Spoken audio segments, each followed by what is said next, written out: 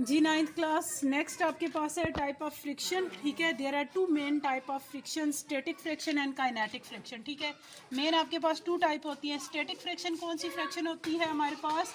The friction force acting on a body when the body is at rest is called static friction. जब भी कोई body रुकी हालत में होगी उस वक्त जो फ्रिक्शन का सामना करना पड़ता है उसे क्या बोलते हैं? स्टैटिक फ्रिक्शन बोलते हैं। मीन रेस्ट पे रहते हुए रुकी हालत में जो फ्रिक्शन अपीयर होती है उसे क्या बोलते हैं? स्टैटिक फ्रिक्शन बोलते हैं। ठीक है, और आपको पता है फ्रिक्शन को एफ से डिनोट करते हैं, इसलिए इसे एफ एस से डिनोट किया जाता है। ठीक है, फॉर एग्जांपल हमारे पास क्या है, एक हैवी क्रेट है, जैसे ये एक सरफेस है। ठीक है, इस पे कोई भी ब्लॉक या हैवी क्रेट पड़ा हुआ है, यहाँ पे आप फोर्स लगाते हो। ठीक है, तो आपने जो एफ फोर्स लगाई उस फोर्स की वजह से यहाँ पे आपको जो एक फ्रिक्शन का सामना करना पड़ेगा, इस पे अपोजिंग फोर्स लगेगी, वो क्या होगी? स्टैटिक फ्रिक्शन होगी। सो एग्जाम्पल में हम कह सकते हैं, for example when we push a horizontally a heavy crate, ठीक है, the crate does not move, it mean that a second force act on the crate to oppose our force। इसके अंदर एक दूसरी फोर्स लगती है जो इसे अपोज कर रही है। ठीक है, सो हमारे पास जो सेकंड फोर्स उस पर अप्लाई होती है वो कौन सी होती है? आपके पास स्टैटिक फ्रिक्शन होती है। And this force must be directed opposite to our apply force and have the same magnitude.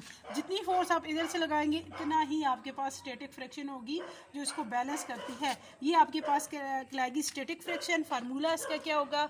Mu S से रिप्रेजेंट करेंगे, इसी तरह आपके पास एफ एस से रिप्रेजेंट करेंगे, तो म्यू एम जी आपके पास फार्मूला होता है। यहाँ पे जो कोफिशिएंट होगा इसके साथ छोटा सा एस डाल देंगे, इट्स मीन स्टैटिक फ्रिक्शन आपके पास आ जाएगी। ठीक है, म्यू आपके पास क्या है? कोफिशिएंट ऑफ स्टैटिक फ्रिक्शन है। ये थी स्टैटिक फ्रिक्शन। उसके बाद नेक्स्ट आपके पास जो टाइप है वो है काइनेटिक फ्रिक्शन। अब इसी के अपोजिट आ जाएगी when a body at motion. जब कोई चीज़ हरकत करती होगी, ठीक है, मोशन में होगी, तो उस वक्त जो फ्रिक्शन होगी वो आपके पास क्या कहलाएगी? काइनेटिक फ्रिक्शन हो।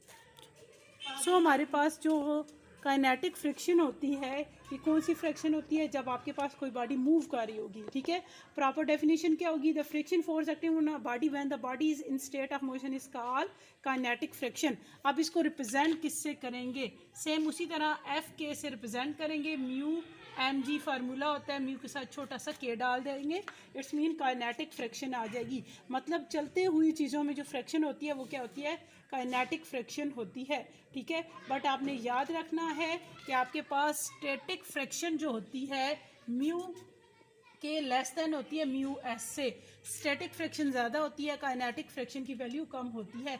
अब आगे से मज़ीद इसकी सब टाइप आ जाती है। नेक्स्ट आपके पास आ जाती है स्लाइडिंग फ्रिक्शन। ठीक है, स्लाइडिंग मीन जब किसी चीज़ को ऊपर नीचे रख के घसीटा जाता है। सो स्लाइडिंग फ्रिक्शन कौन सी फ्रिक्शन होगी? The friction force arises due the dragging of one solid object over the other is called sliding friction. Sliding friction is greater as compare to rolling. ठीक है, स्लाइड जब दो चीज़ें आपस में ऊपर नीचे रख के हम खींच रहे हैं, उन्हें स्लाइड कर रहे हैं। ठीक है, जैसे ये ब्लॉक था तो ये मूव करते करते आगे जा रहा है, तो उस वक्त जो फ्रिक्शन होगी वो क्या होगी? स्लाइडिंग फ्रिक्शन होगी। ठीक है, उसके बाद नेक्स्ट आपके पास क्या आ जाती है? इसी की टाइप रोलिंग फ्रिक्शन। ठीक है, रोलिंग मीन जब कोई चीज़ रोल होती हो। Force arises due to the rolling of one object over the other is called rolling. मतलब ये आपके पास एक व्हील सा है, ये रोल होते हुए आगे जा रहा है, तो ये इस फ्रिक्शन को क्या बोलेंगे? रोलिंग फ्रिक्शन बोलेंगे। So rolling friction arises due to the rolling of one object over the other is called rolling friction. Rolling friction is smaller as compare to sliding. ठीक है, स्लाइडिंग से ये क्या होती है? कम होती है। स्लाइडिंग ग्रेटर होती है, रोलिंग लेस देन होती है।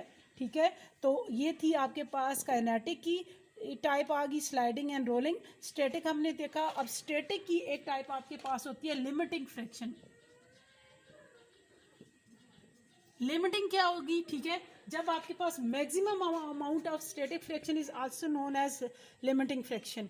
अब लिमिटिंग वो आखिरी लिमिट पे होती है, जब आप इसे धक्का लगा रहे हैं उस वक्त वो बॉडी मूव नहीं करती। ठीक है, जब आखिरी लिमिट पे जब आप इससे ज़्यादा फोर्स लगाएं और वो बॉडी मूव करनी शुरू हो जाए उसे क्या बोलते हैं? Limiting friction. So maximum amount of static friction की ज़्यादा से ज़्यादा वैल्यू क्या कहलाती है? लिमिटिंग फ्रिक्शन कहलाती है। अंडरस्टैंड? ये था आज का आपका फ्रिक्शन का टॉपिक और उसकी टाइप।